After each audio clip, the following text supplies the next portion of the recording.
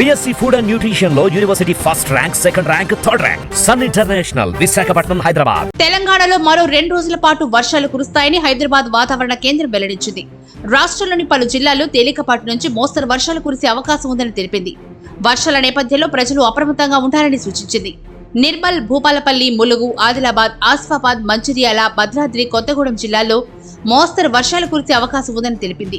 వర్షం కురిసే సమయంలో బయటకు వెళ్లకపోవడం మంచిదని తెలిపింది.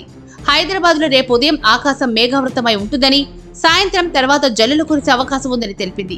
మధ్యాహ్నం కాస్త ఎండ వచ్చినప్పటికీ సాయంత్రానికి వాతావరణం చల్లబడి జల్లులు కురిసే అవకాశం ఉందని వెల్లడించింది. తెలంగాణలో మరో 2 రోజుల పాటు వర్షాలు కురుస్తాయని హైదరాబాద్ వాతావరణ కేంద్రం వెల్లడించింది.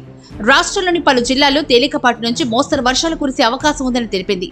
వర్షాల నేపథ్యంలో ప్రజలు అప్రమత్తంగా ఉండాలని సూచించింది.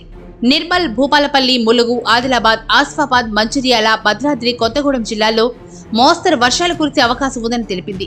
వర్షం కురిసే సమయంలో బయటకు వెళ్లకపోవడం మంచిదని తెలిపింది. హైదరాబాద్ లో రేపు ఉదయం ఆకాశం మేఘావృతమై ఉంటుందని, సాయంత్రం తర్వాత జల్లులు కురిసే అవకాశం ఉందని తెలిపింది. మధ్యాహ్నం కాస్త ఎండ వచ్చినప్పటికీ సాయంత్రానికి వాతావరణం చల్లబడి జల్లులు కురిసే అవకాశం ఉందని వెల్లడించింది.